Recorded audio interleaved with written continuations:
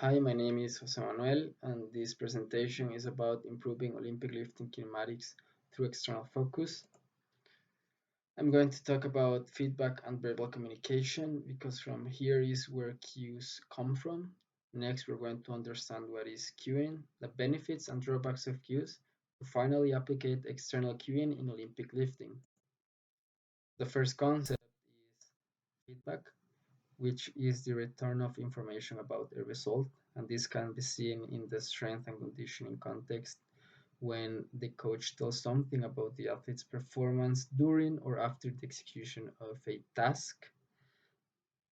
And this is what differentiates feedback from instruction, because the last one is when the coach tells something to the athlete before the execution of a task that is not dependent on performance. Then feedback can be divided into types: intrinsic feedback, which is how the athlete perceives by its senses how he or she performs a task. And augmented feedback is the external representation of information about an outcome, i.e., knowledge of results, or about the movement, i.e., knowledge of performance. Feedback's timing is how often the coach should deliver feedback to the athlete, and this can depend on the skill level of the performer. For instance, novice athletes require high frequency of feedback with no precision, and the coach should avoid to overload the novice athlete with a lot of feedback. In the case of intermediate athletes, they require less frequency of feedback with a little bit more of precision, and the coach can start the learning process through questioning in this type of athlete in order to develop on then the intrinsic feedback so that the athletes does not rely only in the coach's feedback all the time. Finally, advanced athletes require less frequency of feedback with a lot of precision, and it's normal in this scenario that the athletes are the ones that ask for the feedback. This study is not related to sport, but it can show the importance and influence of feedback's timing on performance. The main finding of this study was that more feedback is not better. And this reinforced the previous slide because the 85 subjects used in this study were new to the task or simulation implemented. So for me, they can be categorized as novice performers. And researchers found that these subjects improved performance when receiving feedback in a moderate to high frequency. So for example, when they receive feedback every 10 minutes, they improve their performance. So in the case of a possible intermediate performer, he will require a low moderate frequency of feedback, and an advanced performer will require a low feedback frequency delivery. Feedback's timing can also depend on the task difficulty. So for example, a high difficulty task require a high frequency of feedback, and a low difficulty task require a low feedback delivery. How often feedback is delivered can change from sport to sport. For example, in a soccer match that lasts 90 minutes, giving feedback every 10 minutes can be appropriate. However, the circumstances of the match can change and the feedback's frequency can also change. On the other hand, Olympic lifting is about seconds of performance in competition because it's only one lift, and in training is about repetitions and sets. So giving feedback every 10 minutes may be the appropriate or not the appropriate option to deliver feedback in that type of frequency. So that's why feedback strategies exist. Here we have two examples that can be used in Olympic lifting to improve the athlete's intrinsic feedback and to improve the performance of athletes.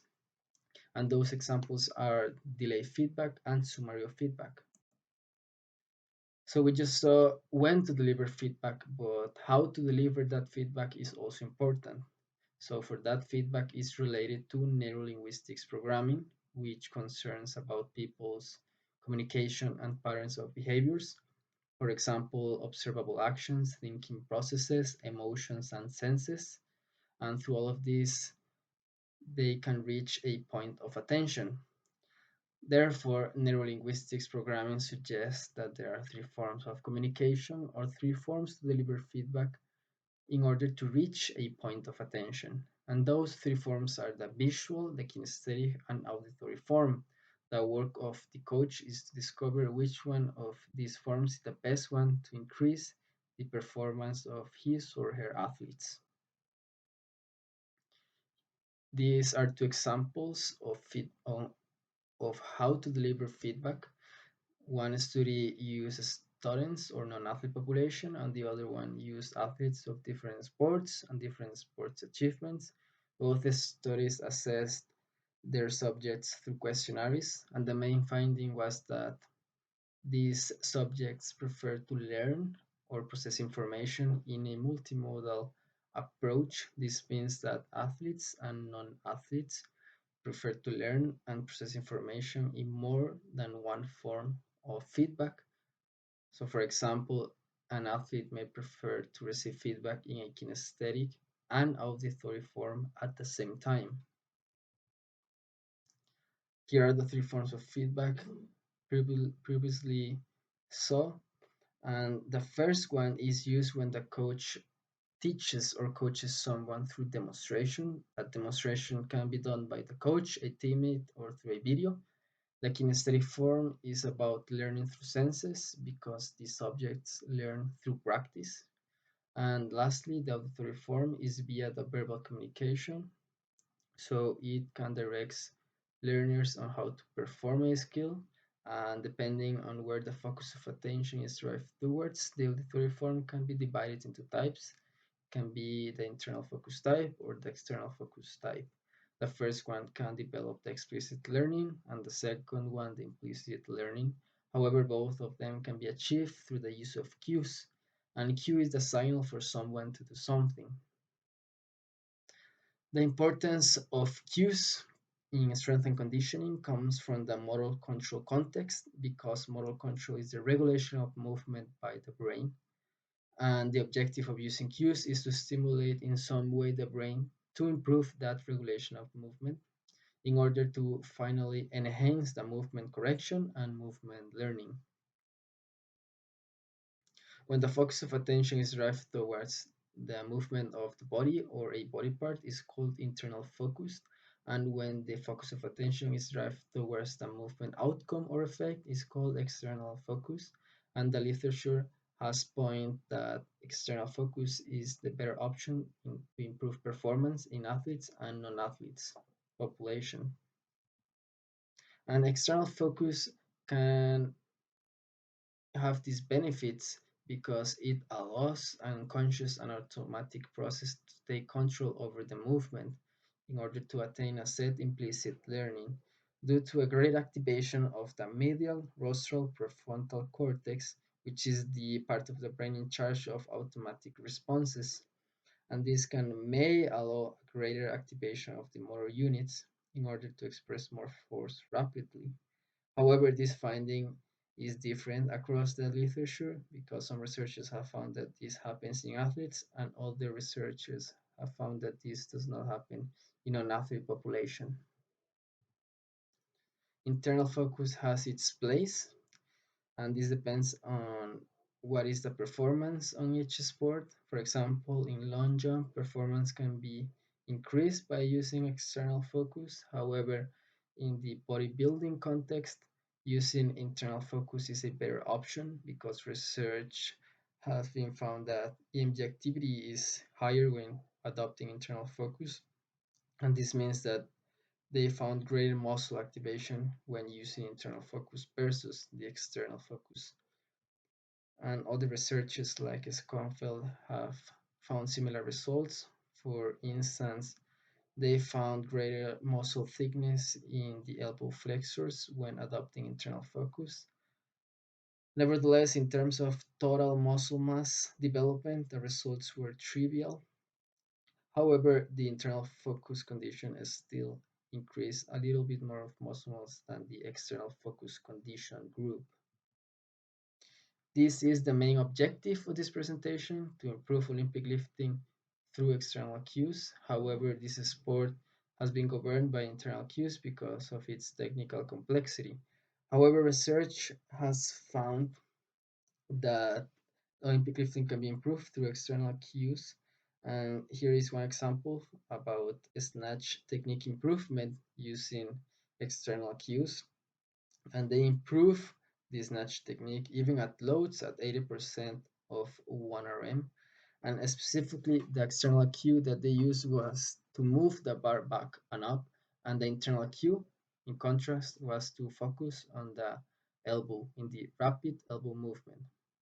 And the benefits that they found using external cues in the snatch was that telling the athlete to move the bar back caused a backward barbell movement in the first pull and transition phase, which is optimal.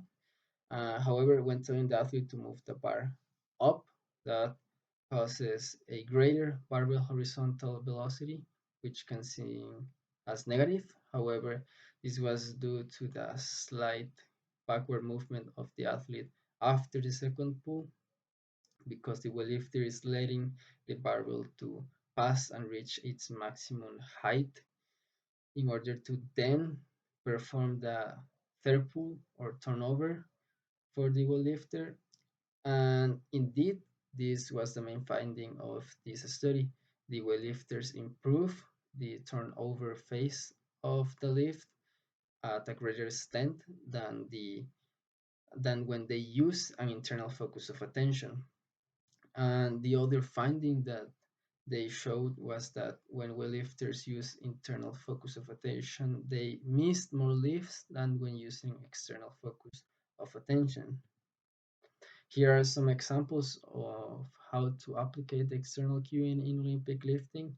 This example is for the start phase of the clean and the snatch, and the cue is move the bar back and show me your logo. The first one is driving the attention of the athlete towards the barbell in order to the athlete to maintain the bar close to his body. And the second one is focusing the attention of the athlete towards his t-shirt in order to show the chest and improve the back alignment. For the first pull and transition, the cue move the bar back as in the study can be used in order to improve the backward movement of the barbell in order to maintain a good proximity between the barbell and the athlete. In the case of the second pull of the clean and the snatch, the key that can be used is move the bar up, as in the study. However, is not just to improve the turnover afterwards, but also to improve the triple extension movement. For the third pull, the cue that can be used is jump towards the floor. This is driving the attention of the athlete towards the floor. And this can improve the change of direction from a concentric action, i.e. the triple extension, to an eccentric action, i.e. catching the barbell. And in simple terms, this is going to improve the turnover of the lift. For the recovery or squat phase for both lifts, two cues can be used. The first one is show me your logo, and this can be for the clean and the snatch. This cue is driving the attention of the athlete towards his t-shirt so that he can maintain an upright trunk while squatting. And the other one is push the barbell towards the ceiling and can be used for the snatch in order to promote a strong elbow lockout and a vertical barbell pathway when overhead squatting. And for the jerk, here is one example to improve that split stance. The cue is split the floor, so if the athlete is focusing in the floor, he can improve the stance being wider to distribute better the body weight in both feet. In conclusion, the strength and conditioning coach should take into account these recommendations in order to train athletes in Olympic lifting. The first one is to take into account the athlete's level and task difficulty, that can be low or high, in order to know how often and how precise to feedback the athlete. Next, it's important to take into account the preference of the athlete to receive feedback. So he may prefer to receive feedback in multimodal approach or just in one form of feedback. And for Olympic lifting, it's important to take into account the use of external focus to improve performance. However, in an Olympic lifting macrocycle, when training hypertrophy, internal focus can be used. So finally, this can help not only performance, but also the learning process of the athletes. Thanks for your attention, and these are the references used in this presentation.